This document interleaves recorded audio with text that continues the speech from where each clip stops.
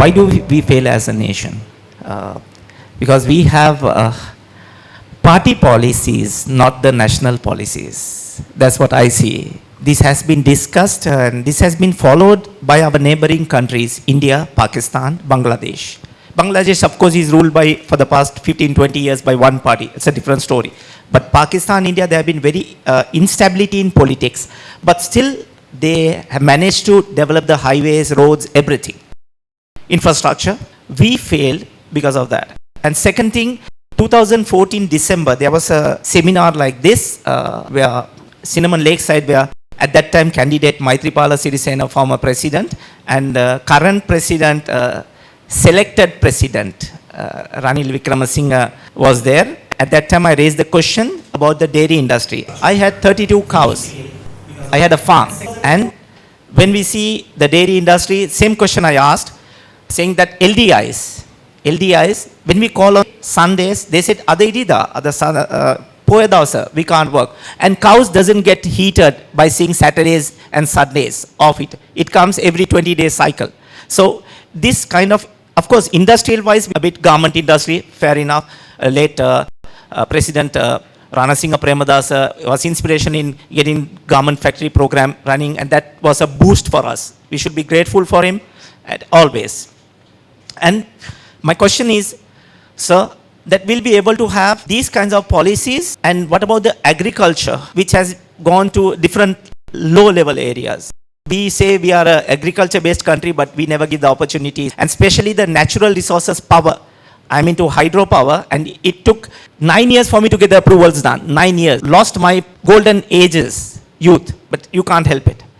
And solar power also, we are giving neighboring country. I would not afraid to name Adani Group. I would not be afraid to name Adani Group that we have sold our mini port. And the Nagapatnam Kankesanturai ferry service is not going to benefit Colombo. Colombo Chennai ferry service, yes, of course it will benefit. So we should think that on security wise, internal security also matters, and what are we going to do about it? Thank you very much. So this argument that is put forward, saying that why can't we be like other countries where they have national policies. Of course, there is a major acceptance on national targets, but of course, with administrations, policies change. The Congress Party in India placed greater emphasis on state intervention, whereas Honorable Modi's administration, the BJP administration, does not believe in too much of state intervention. There are differences, but I think there is a major acceptance about the national goals. And national goals are set primarily by the people of the country through their election and selection processes to the political leadership. So this idea that other countries have national policy and that they stick to it all the time is a complete misnomer. I don't agree with that. But of course, if you take education, there is general consensus on the way forward. As you know, India is a federal country. There's a lot of state power in the hands primarily of the chief ministers. And we talk of the necessity to promote IT exports in our country. Chief Minister Chandrababu Naidu of Andhra Pradesh and Chief Minister S.M. Krishna, I believe of Karnataka, they spearheaded the IT revolution. So it was not a directive given by the central government. It was the state governments that spearheaded the IT revolution, which has resulted in large numbers of software engineers getting opportunities in the United States, in California. So what we need as a country are broad acceptance of national goals and national objectives.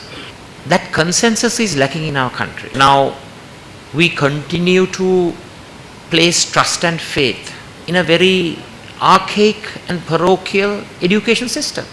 Can we compete globally with this particular education system?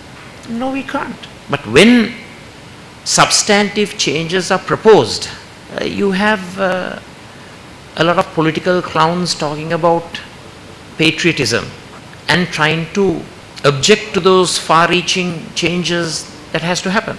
But of course, the sons and daughters of these politicians, they have access to modern day education, either here privately or abroad. They have the choices, but it is the silent majority of the country who do not have that. So I think we have to establish a national consensus on a variety of subject areas: health, economy, industry, agriculture. You mentioned agriculture. Agriculture has to be more efficient.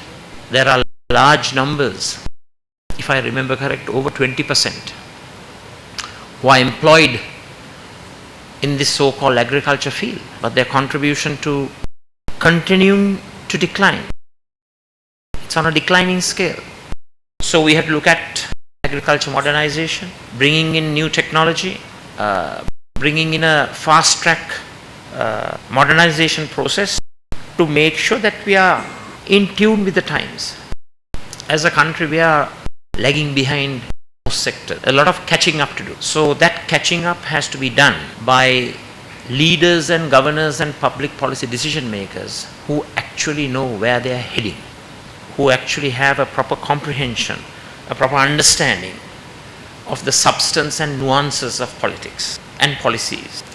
I would say that we as a team are well equipped to take up the challenge. We don't have a magic wand which will solve all problems instantaneously, but at least create some light at the end of the tunnel to ensure that gradually this darkness dissipates and that we are able to move towards shared prosperity.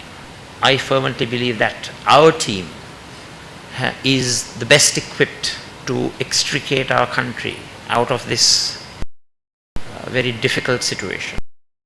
Thank you, sir.